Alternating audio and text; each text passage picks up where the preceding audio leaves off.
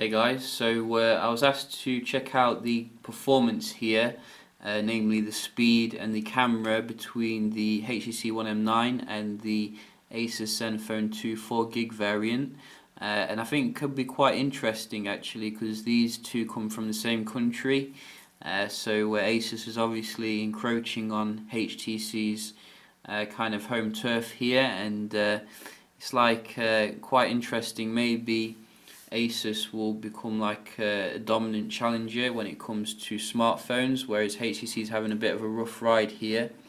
And we can see how both companies' flagships compare against each other. Just starting them both up here, 3, 2, 1.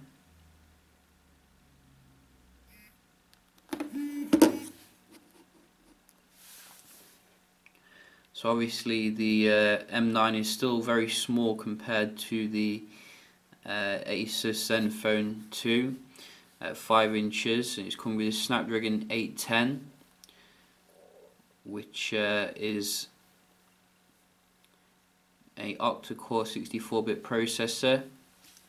I think it's got the Adreno 430 as well. So it's booted up here at a nice pace.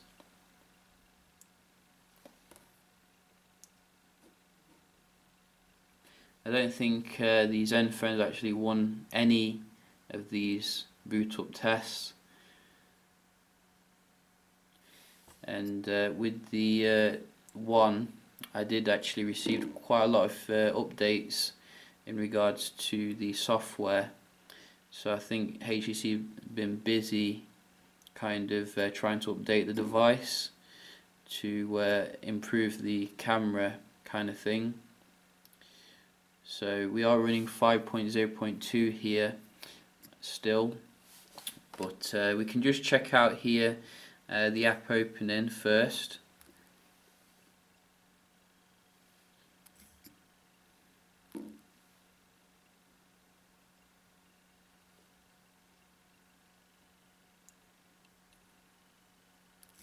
Try that one again. Oh, got some stuff open here. Can I get rid of them all?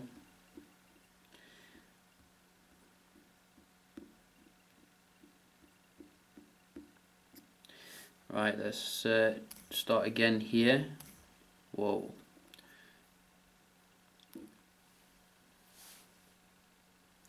So Zenfone M9 just about there.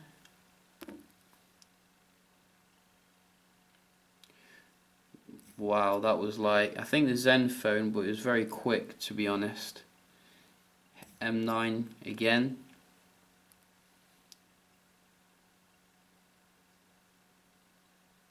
Wow, back and forth. YouTube.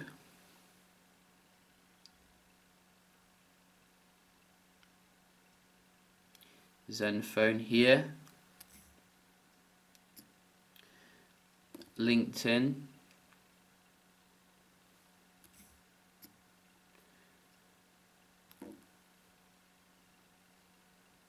Slightly different there. Let's try that one again.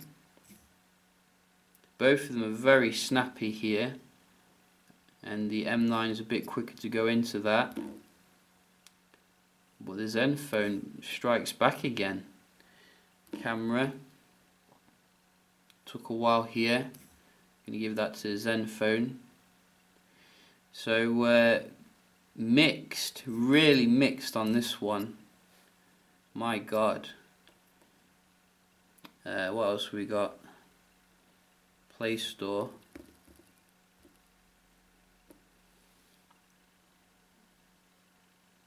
Pretty much identical there. I think that these are probably the fastest Android device you can get right now, if we're to be honest. I mean, this is like insanely similar. Let's try Daily Mail. Hang on, let's go back. Daily Mail.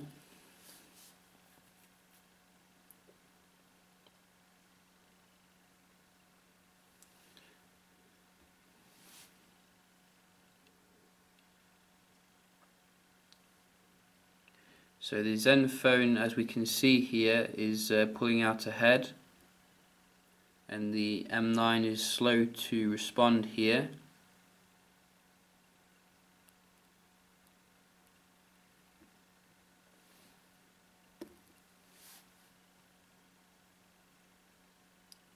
Whereas the M9 is quicker on this one, which is weird. Let's try something else.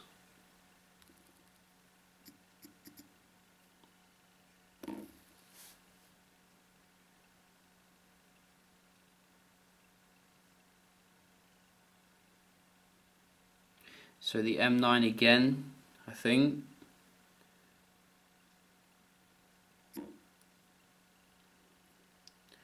No, don't go all the way back. Silly phone.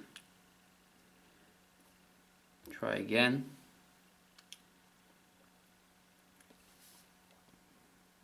Now it's a Zenfone. A bit of back and forth here for sure. Tech radar.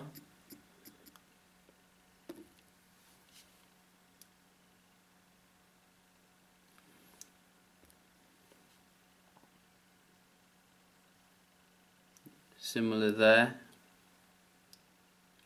GSM arena.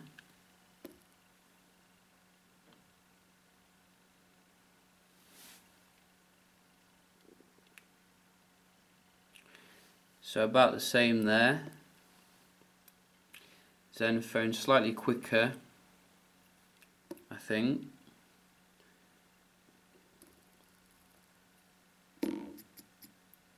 Phone arena for the last one. M9 here. Zenfone. So very mixed performance if you ask me for the web browsing, but I think the Zenfone started to pull it back maybe a little bit there towards the end, but not enough to give it a clear majority. Well, that sounds like election talk.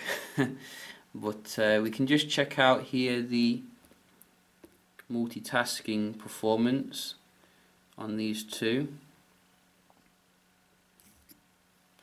So Zenfone coming out ahead with the first one.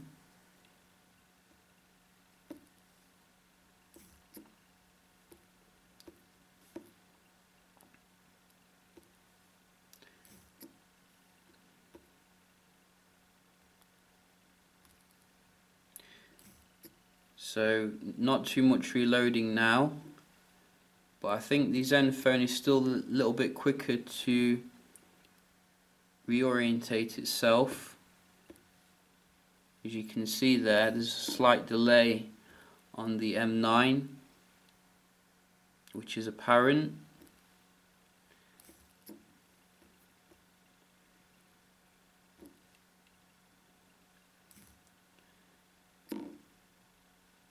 Oh, I hate it when it does that.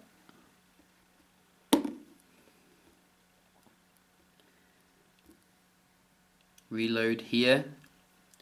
So I'm going to give it to the Zenfone with its beastly 4 gigs of RAM. I think that was to be expected, really. And obviously the other thing that some people might be interested in here is the camera performance between them. So we do have the 20 megapixel one here, the Toshiba sensor, versus the 13 megapixel, I think, Sony sensor, but don't quote me on that.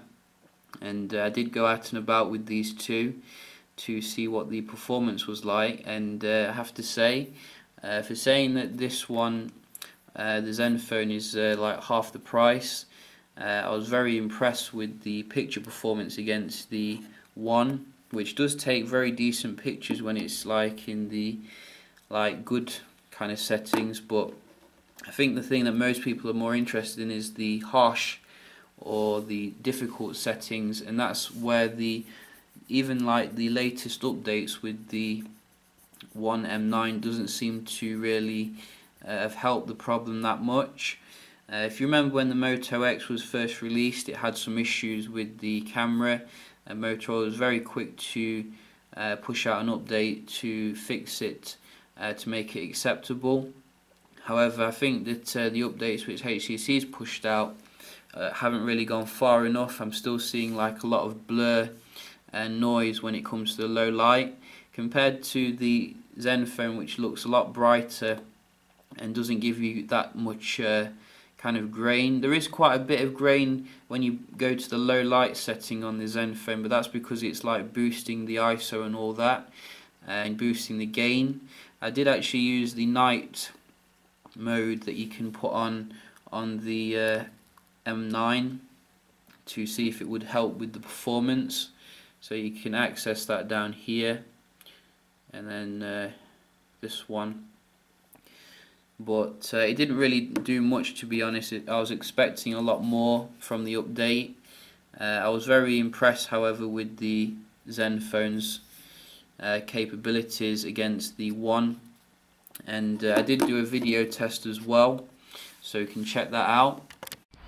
Hey guys, so Zenfone 2 versus the M9 for the video recording. You can check it out here.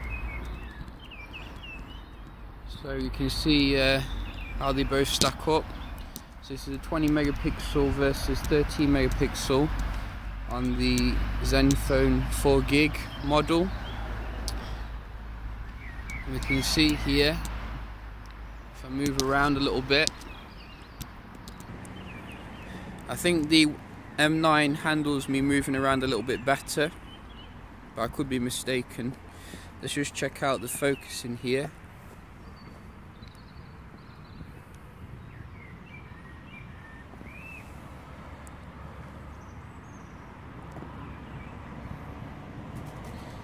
So both take a while to focus there.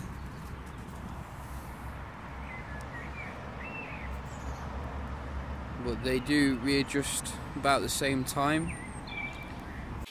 So as you can see there, the video recording again is very comparable, and I think that the One's video recording in the good daylight looked a little bit more stable, as well as the colours looked a bit more accurate to life, whereas the Zenfone's does tend to be a little bit over enthusiastic when it comes to the colours.